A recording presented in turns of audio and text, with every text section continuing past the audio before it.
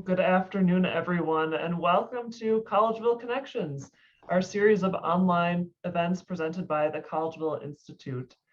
If we haven't had the pleasure of hosting you yet, know that we're located on the campus of St. John's Abbey and University in central Minnesota. And this virtual series is meant to highlight the work of Collegeville Institute and alums and friends from across the spectrum of our programming. My name is Jessie Bazan, and I'm the program associate for the Collegeville Institute seminars, and I'll be your host for today. Now, many of you are watching this on the Zoom webinar. Know that this is also being streamed on the Collegeville Institute's Facebook page, and a recording will be posted there later today. We'd invite you to post any questions that you have along the way in the Q&A box or in the comment section on Facebook Live. We'll also be pausing a few different times throughout this presentation and inviting you to post things in the chat function. So we're really excited for today's Collegeville Connection, where we'll be highlighting one of our partner congregations in the Communities of Calling initiative, which aims to help Christian congregations deepen their sense of calling, meaning, and purpose.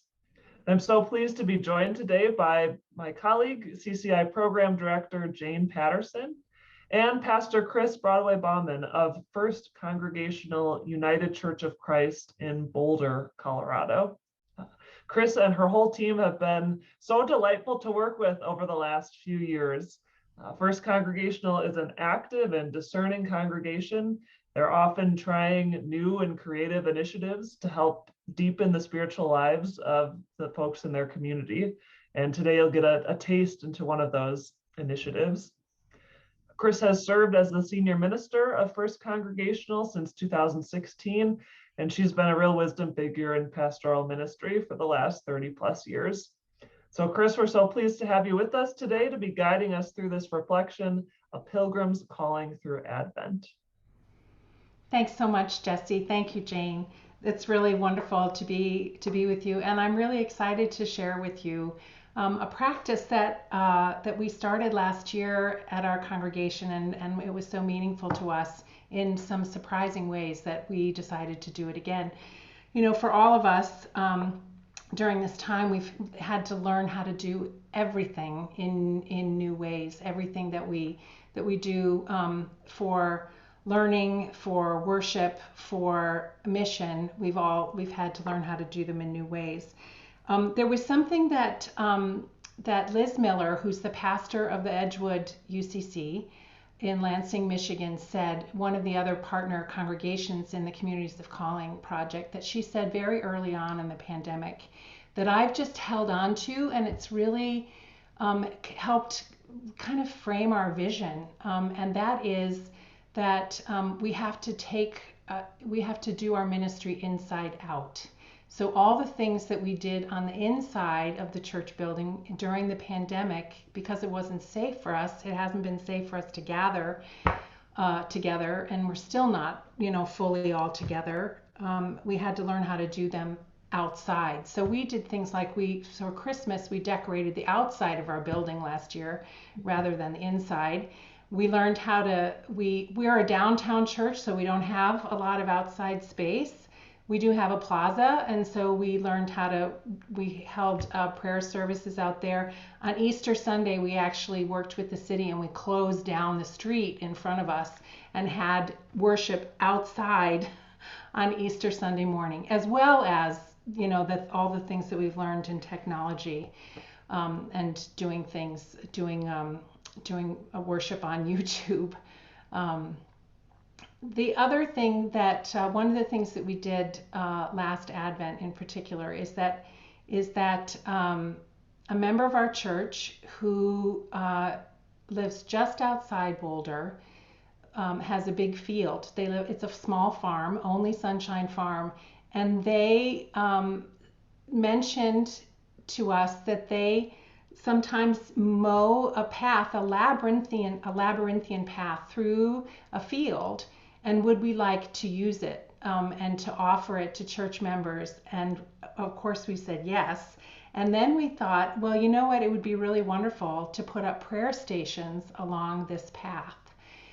And so that's what we did. And, we took the story of Mary and Joseph's story and created prayer stations to go along with it. One of the wonderfully delightful surprises is what an intergenerational thing it was, that people walk through this path slowly.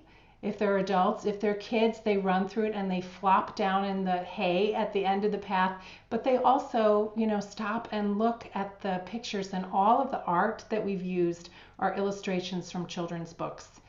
And it's just, and we've appreciated the whole, the story, the Advent story, the story of Christmas in new ways.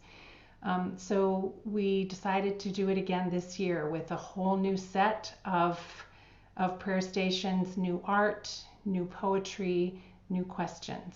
And we'd like to share that with you in this online version. So I'm going to share my screen, and just as we walk through this, there will be a few you'll notice that there are lots of questions in the poetry. And there are a few places along the way where we have questions that we're going to pause and invite you to reflect on them. And if you have a piece of paper or a journal, a notebook, or if you'd like to put something in the chat, please feel free to use the chat feature so that this can really be a communal experience.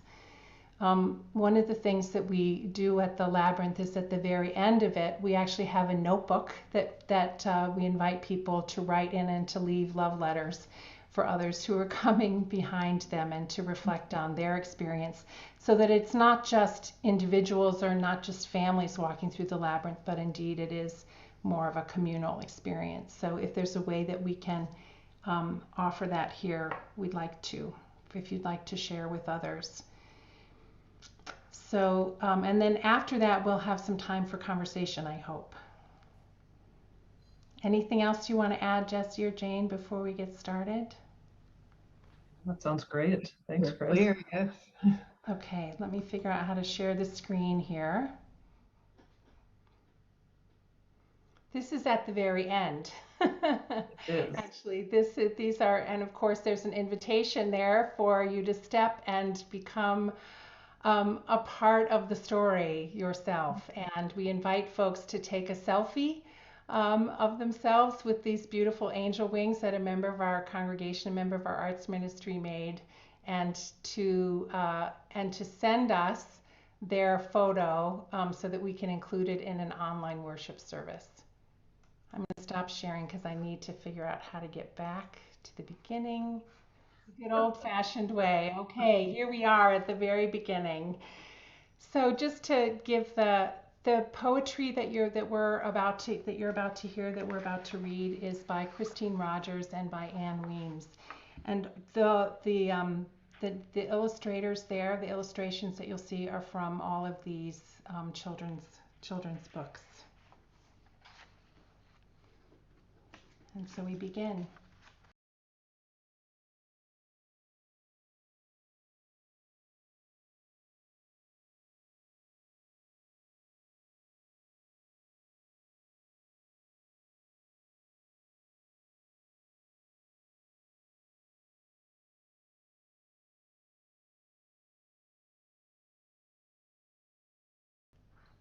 In the 6th month, the angel Gabriel was sent by God to a town in Galilee called Nazareth, to a virgin engaged to a man whose name was Joseph, of the house of David. The virgin's name was Mary. And he came to her and said, "Greetings, favored one. The Lord is with you." But she was much perplexed by his words, and pondered what sort of greeting this might be. The angel said to her, "Do not be afraid, Mary, for you have found favor with God. And now you will conceive in your womb and bear a son, and you will name him Jesus." Mary said to the angel, "How can this be, since I am a virgin?" The angel said to her, "The Holy Spirit will come upon you, and the power of the Most High will overshadow you. Therefore, the child to be born will be holy. He will be called Son of God, for nothing will be impossible with God." Then Mary said, "Here am I, the servant of the Lord. Let it be with me according to your word." And the Word was made flesh. Before the angels broke into song over a field of shepherds, before the splendor of the star transcended the majesty of the heavens, a young girl from Nazareth quietly said yes to a thing she only partly understood, but her willingness was her magnificence. This we know and marvel at when we recall how you first came unto us.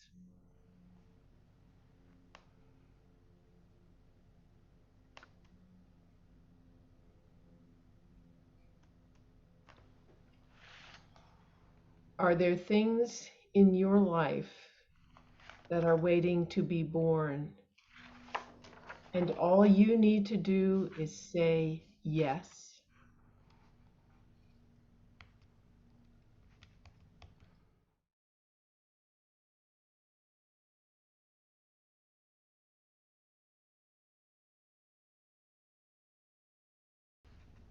In those days, a decree went out from Emperor Augustus that all the world should be registered. This was the first registration and was taken while Quirinius was governor of Syria. All went to their own towns to be registered. Joseph also went from the town of Nazareth in Galilee to Judea, to the city of David called Bethlehem, because he was descended from the house and family of David. He went to be registered with Mary, to whom he was engaged and who was expecting a child.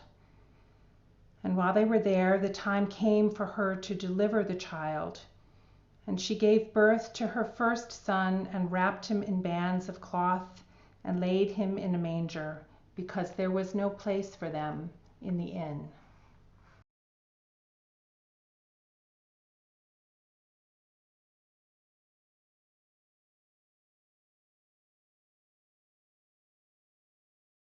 Pondering the winter mystery. What is it that draws us to the stable year after year?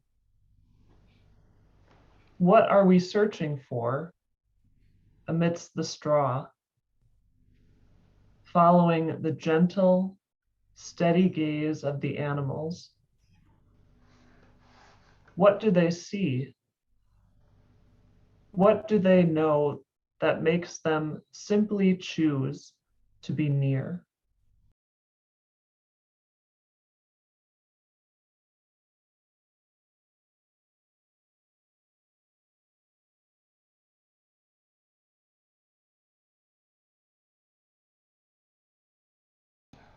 In that region, there were shepherds living in the fields, keeping watch over their flock by night.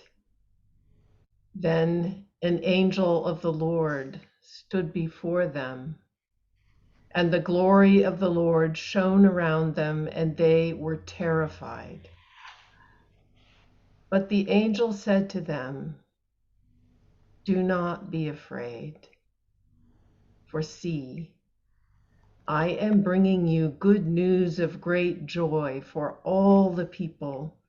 To you is born this day in the city of David a Savior, who is the Messiah, the Lord. This will be a sign for you. You will find a child wrapped in bands of cloth and lying in a manger."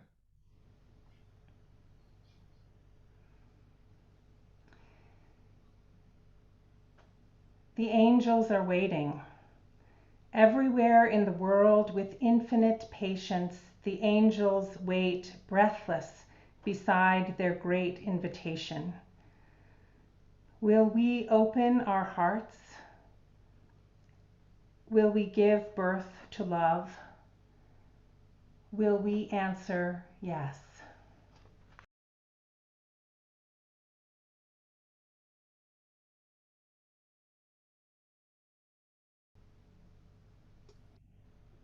And suddenly there was with the angel a multitude of the heavenly host, praising God and saying, "Glory to God in the highest heaven, and on earth peace, and among those whom God favors."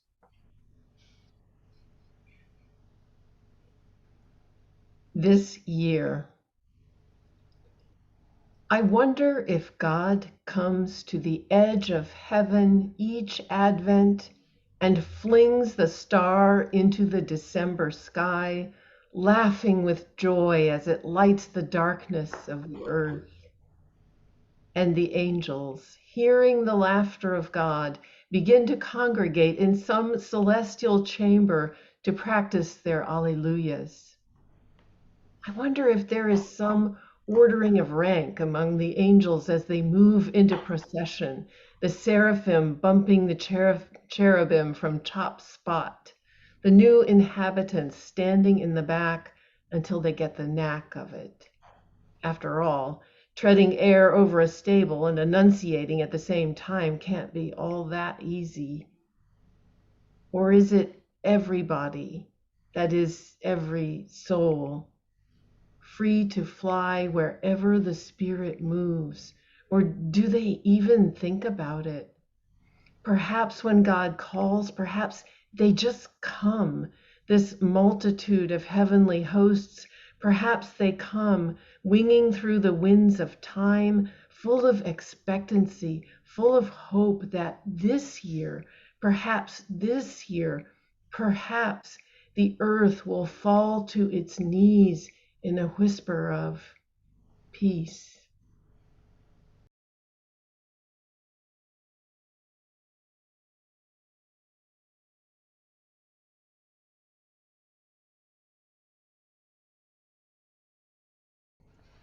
Where do you sense the Spirit moving? What fills you with expectancy and hope?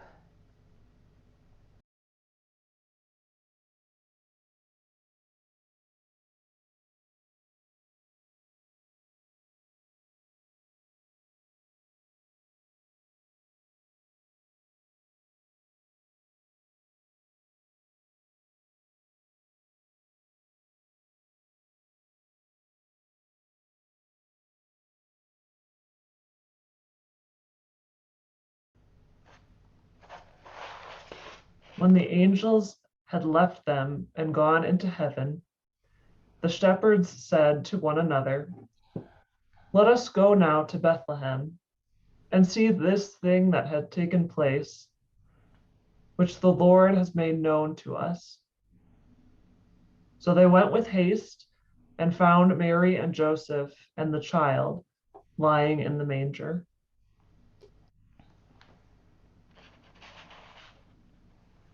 To listen, to look. Is it all sewn up, my life? Is it at this point so predictable, so orderly, so neat, so arranged, so right, that I don't have time or space for listening for the rustle of angels' wings, or running to stables to see a baby? Could this be what he meant when he said, "Listen, those who have ears to hear. Look, those who have eyes to see"? O God, give me the humbleness of shepherds who saw in the cold December darkness the coming of light, the coming of love, the advent of love.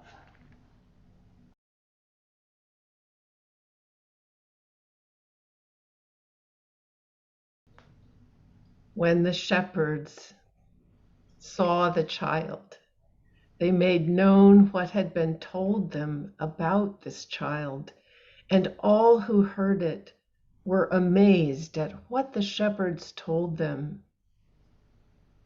But Mary treasured all these words and pondered them in her heart. Mary, Nazareth girl.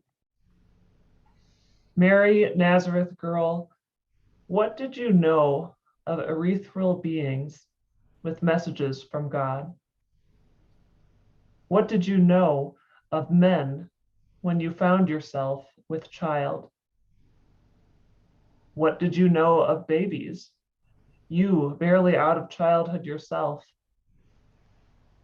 God-chosen girl, what did you know of God that brought you to this stable, blessed among women? Could it be that you had been ready, waiting, listening for the footsteps of an angel? Could it be there are messages for us if we have the faith to listen?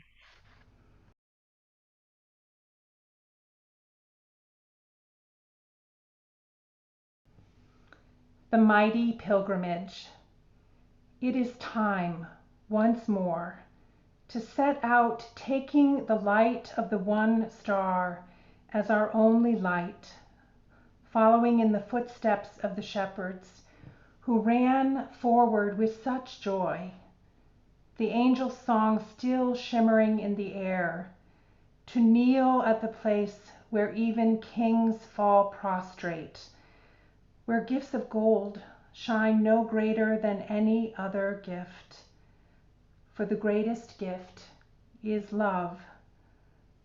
All who gather here know this, as we place our hearts beside the manger once more.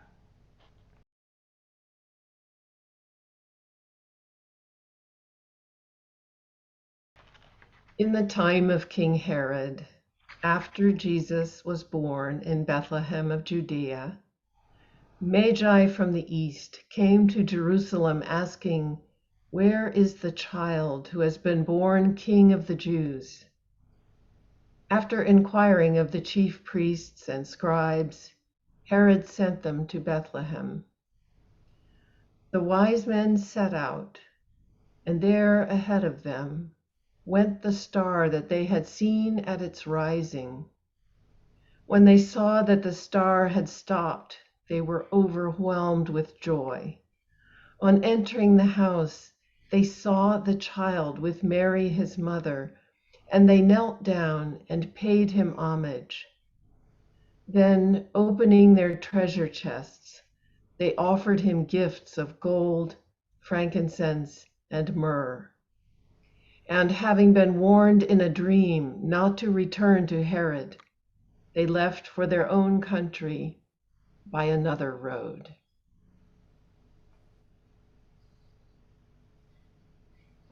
The Magi arrived to bring gifts to Jesus, to kneel and adore him.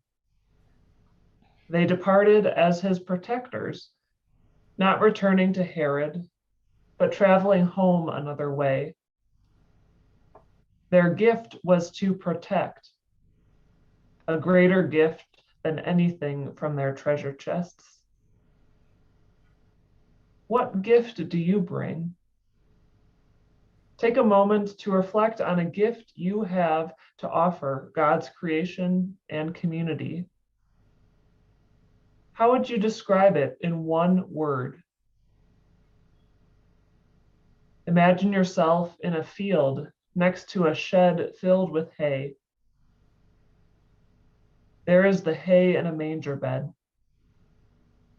Imagine writing that word on a gold star and placing it in the manger.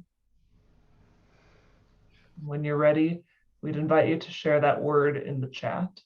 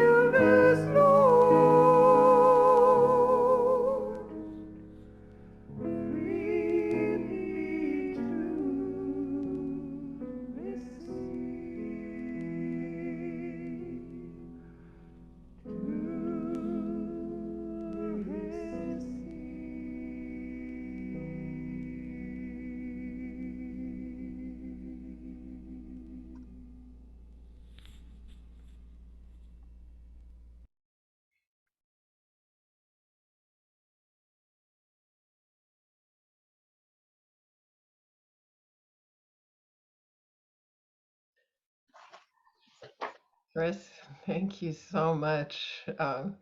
Is it different every time you see it yourself? Do you have Yes, different? yes, it is. It is. And I'm sorry for the technical difficulties. Yeah.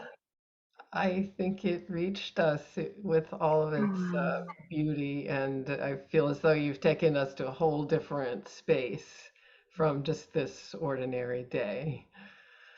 Um, I know some things about your congregation, and maybe while other people are thinking of their questions, I'll put a question forward that I know that you all have a really deep sense of calling to practices of racial justice, that you were founding members of the NAACP in your area. I think that's correct. Yes. And a real calling to care for the creation. And I'm wondering how a liturgical practice like this and other liturgical practices that you all engage in your congregation, how they relate to these other callings. Oh, thank you for that question. So, so just a little bit of history. We have a number of covenants that express their identity of our congregation. They're both identity expressions and also they're aspirational. And one of them is related. We did call it the Whole Earth Covenant. We've recently revised that, expanded it so that we are a creation justice church, bringing together concerns for the climate with also concerns for justice. And that whole expansion happened during COVID. I mean, the time for us during the pandemic has not at all been a fallow time or a slow time. In fact, our mission commitments have only deepened. And when George Floyd was murdered, we recognized that we needed to be much more proactive about matters of racial justice. So we now have a racial justice ministry. We had previously to that been one of two founding congregations of the Boulder chapter of the NAACP. And we have several members of our congregation who are deeply involved in that. And it's a really active chapter working on education and criminal justice and advocacy in a whole number of ways. When George Floyd was murdered, 89 people from our congregation immediately signed up to do a 6-week series on white privilege. And since then, a ministry has formed and we continue to do lots of study. We're taking this practice of pilgrimage, and the next thing we're getting ready to do is to go on a pilgrimage on the Civil Rights Trail in March of 2023 during the public school break. But leading up to that, we're doing lots and lots of learning and conversation and figuring out how to do advocacy around matters of racial justice. And all of those concerns get woven into our worship services, certainly into our prayers. We have a Sunday each year that's focused on a covenant commitment, but we don't want to just limit it to one Sunday a year, so that all of our justice commitments are woven into our life together. They've also become the lens through which we make decisions as a congregation, including, we're really committed, being a downtown church, to using our church as a community, opening up our doors in whatever way we can to share it with the wider community. And we especially make room for folks who are in keeping with our covenant commitments. I want to explore just a piece of this, like what really, a couple of things really stick out to me from this Advent pilgrimage. One is spaciousness and peacefulness, and another is beauty. And those illustrations are just so beautiful. In addition to being meaningful, they're beautiful. And how does that connect with justice? Like, what's the connection between justice and beauty? Is that a funny question? What a fabulous question. I don't think that I can answer that adequately. I don't think I want to ponder that some more. But I think that it's both inspires our justice commitment, and also, I mean, really what it is that we're all aiming for. That's our goal, isn't it? Is to appreciate both the beauty of our world and the beauty of people, which includes advocating for every justice concern. And it's really, there's that adoration and advocacy go together. It's adoring God and adoring God's world and adoring God's creation as in all of its manifestations, and all of our humanity. Seeing God. I mean, one of the things that the message of this season, isn't it, is the way that the divine and human are blurred, the way that heaven and earth come together. And it is beautiful. Thank you so much.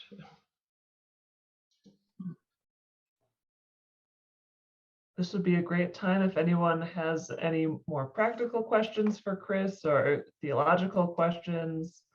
One just came in. Could you share what some of the love letters written at the end of the pilgrimage were like, Chris?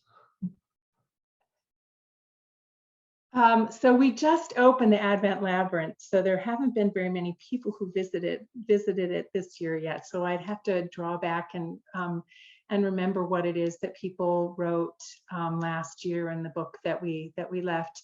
It was both appreciation for all the folks whose hands were involved in putting the labyrinth together, the Skaggs who opened their farm to the community, the folks on our arts ministry who worked to put the art together, the graphic artists who put the words on the signs, the folks who put the signs up. So there were many hands involved in this, and also I think just appreciation for this wonderful story that we get to step into and be a part of, that we're invited to participate in this ongoing story of Mary and Joseph's journey and of the Christ child. So people, with the questions that folks had, that we had put along the way, folks put some of their responses to those, in addition to putting the gifts on the stars that they then placed in the manger. They also put them in the book, the commitments that they were making for the year. And just little messages to people who were coming after them in the book. Yeah.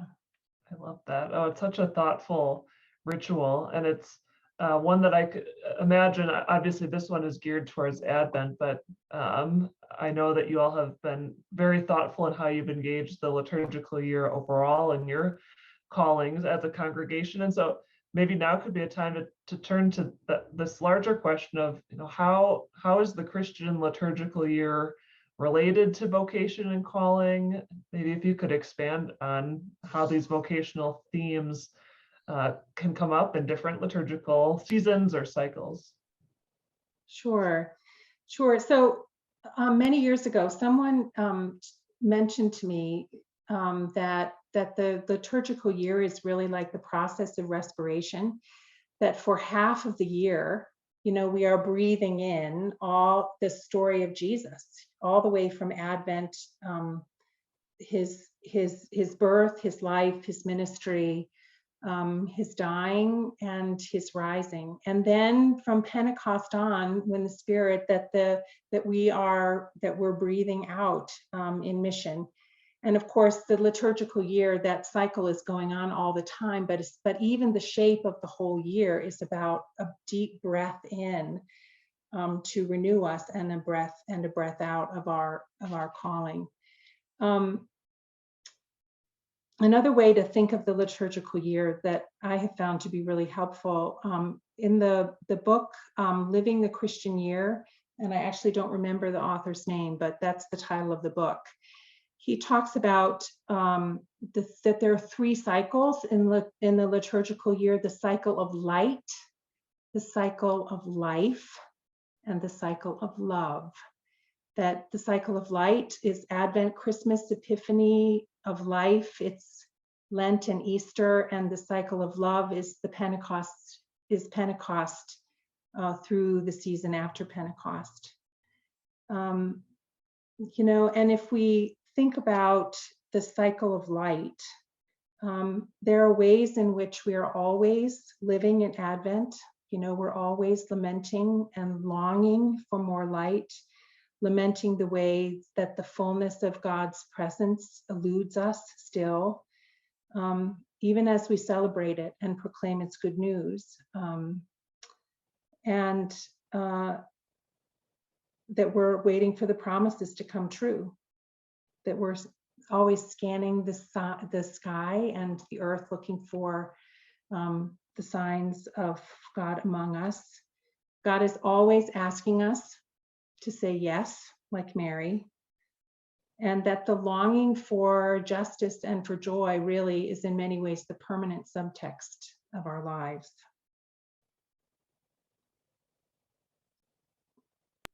Are there other things that you would like to lift up in this? I just want to take a pause to underscore something you just said, like the longing for justice and joy.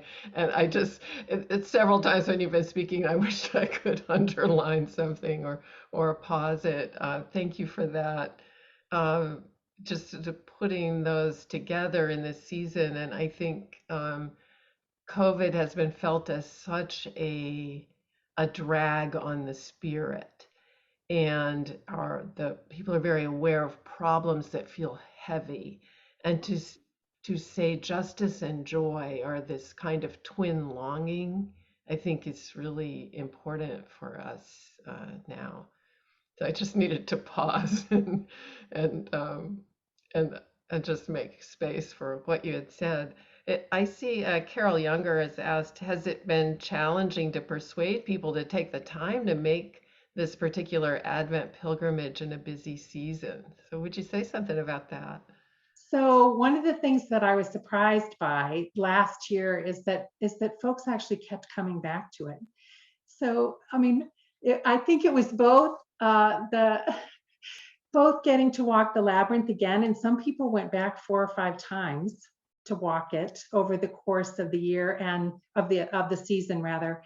And also that it was an opportunity for folks to be able to meet each other. We all went hoping that somebody else would be there. And indeed, I mean, every time that I went, there were other folks who were there. So there were cars coming in and out of the Skaggs driveway all the time through the season. And in fact, we originally, when we first put this together, we ended it at Christmas. And then we realized, oh, you know what, we're really not done. So the David and Laura, the Skaggs, invited us to extend it to Epiphany. So we added another station, and that was focused on the Magi, and then told the congregation that it's still open until January 6th. So yeah, it didn't take persuading at all. I think, we'll have to see what it's like this season when things are a bit more open, but I think that it was so meaningful in ways that we never anticipated, that folks told each other about it and encouraged each other to go. And people brought friends, kids brought their friends to share in it. It was lovely.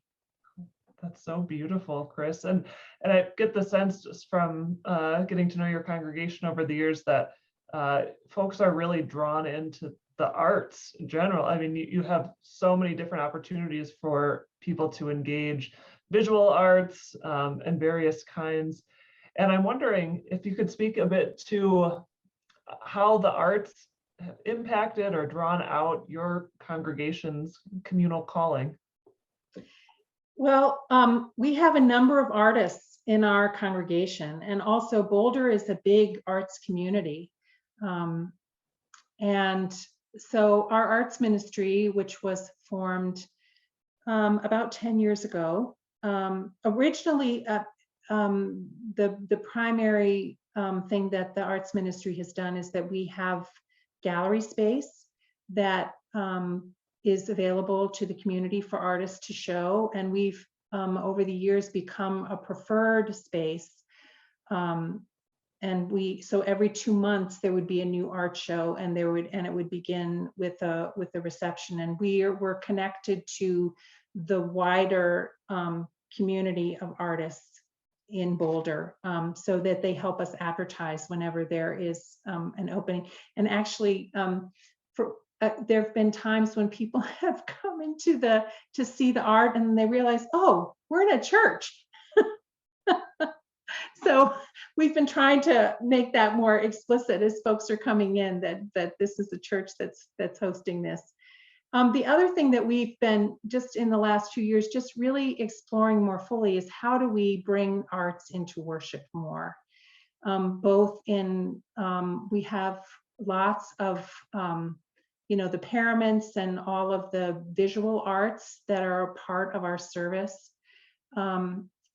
Just before the pandemic, actually, we had an artist who had created the Stations of the Cross with trees, and we hung it right in the sanctuary so that people, and invited people to come into the sanctuary and to take the Stations of the Cross as a pilgrimage with that. And we did a whole education series. We have a member of our church who with each season, for a couple of years, with each season he would do adult education on different facets of arts. So it's something that we're continually growing in, and trying to draw the connections between worship and art, and it happens in a whole variety of ways. I'm interested in how you, just sort of a little bit of nuts and bolts about how you created this experience. Was there a committee who helped you choose the art and the words? Because what fascinates me about it is the way in which you've created something that is really accessible to people across a whole range of ages. And it's, for even the most complex thinker, there are rewards. For an adult who's experienced this story for, decades and decades, or for a young child, there are openings and delights. And that's hard to do. I think when we went into this, we really didn't know how meaningful it was going to be. So a lot of this has been a surprise for us, even who've planned it. And what people have brought into it is as important as what was created, what people have brought as they brought themselves into it. So how was it all created? Our arts ministry, so I had last year put together the script basically with the questions, and I handed it to our arts ministry, who then looked for accompanying illustrations to go with it. And they at first were looking at fine arts to see, and then realized but we had also pulled out some children's literature for them to take a look at. And there was a group of 3 or 4 folks from the arts ministry, and they realized that the art in the children's books just brought a whole new dimension to it, and enabled then for it to be more accessible across generations. And so this year, when we developed a new script with poetry as well as scripture, and adding some questions to it, we didn't even go to fine arts. We just found, and I'd been collecting, watching for new children's literature coming out children with illustrations that might work for this. And so there was a few of us who met just a few weeks ago and pulled together and chose the art. Last year, all of the art was drawn from one children's book. This year, as you saw, we pulled them from about half a dozen children's books. And the Skaggs mowed the labyrinth through their property. Actually, they did it as soon as the grass was tall enough. So the labyrinth has been waiting for us since the summer, waiting for this. It's lovely. There's a really interesting comment in the Q&A from Patricia. The understanding of thin spaces at different times of the year and in many worldly spaces strikes me as a place to put my reflection this year. We have so many ways to encounter God's love, God's invitation, God's commands to be holy and to be workers for peace, justice, and joy. She gathered up a lot of what you're saying. So lovely. Thank you for that. You know, one of the things that we've done in previous years that we're going to do in a new way this year, we've had an Epiphany service on as close to the evening of Epiphany as we can get it, where we invite folks to come for dinner, and then we do a candlelight procession through the church building, blessing all of the spaces. During COVID, we actually sent out gifts to every household and we had 60 magi and we gave them Burger King crowns to wear to make their deliveries as they delivered these gift bags to every household. And included in that gift bag was a house blessing kit. So with the candles that we used for our Epiphany procession. And this year on January 2nd, after the 10:30 worship service, we're inviting the congregation to walk through spaces, especially as we prepare to open more fully later in the year, open the building up. We're, hopefully we're still limiting attendance, but we can imagine the day when we can open up all the rooms again and share them in the community. So we'll have a candlelight procession to bless all of those spaces again. Well, that's very exciting, Chris. And I see, who's joined us here, quite a few of your colleagues from the communities of calling and other folks who work in active ministry. And I think what you're offering here are such practical ideas that could be taken into other congregations' contexts and kind of adapted, but that are also so theologically and liturgically rich. Really appreciate what you're sharing. Sure. Thanks. Yeah, we also,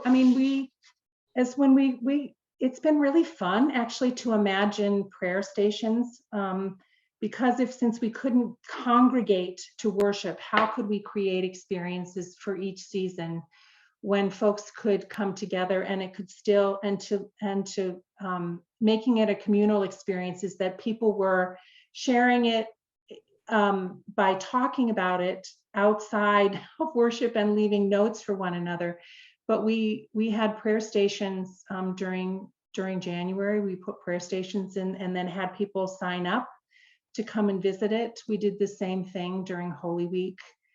And we also created a communal art project for during Lent as well. That is a COVID memorial, where we sent home to folks. We put in the mail instructions to how to make origami butterflies, and invited folks to write prayers in them, and also the names of people who've been ill and folks who have died from COVID, to fold them into the butterflies and to bring them back to the church.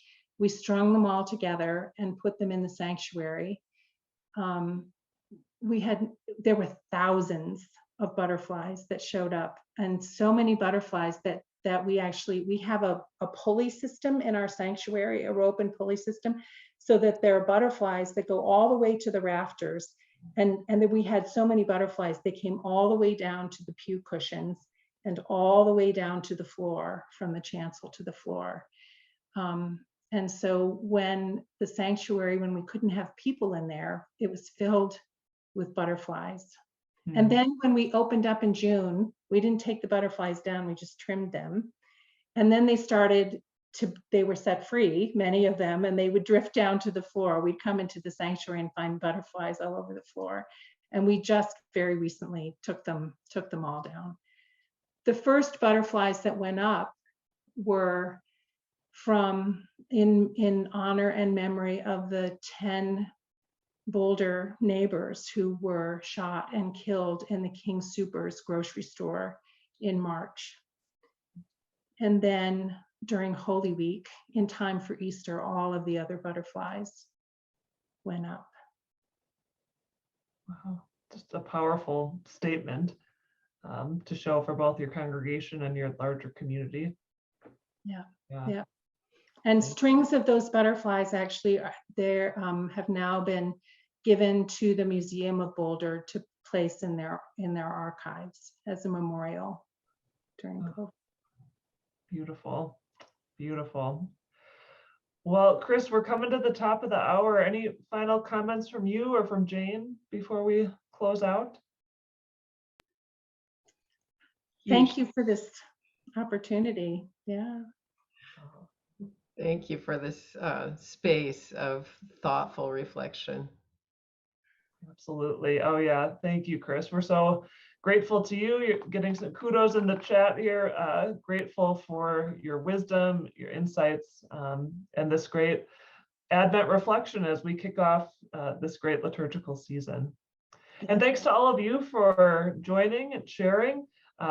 We have our next Collegeville Connection, the first one of 2022, will be on Wednesday, January 19th. Will be a conversation with the Collegeville Institute's new executive director, Dr. Jacqueline Bussey. So we'd invite you to join us then and other events in the future. In the meantime, blessings on this season, and we're grateful for you and your connection to Collegeville. Peace, everyone. Bye-bye. Thank you all.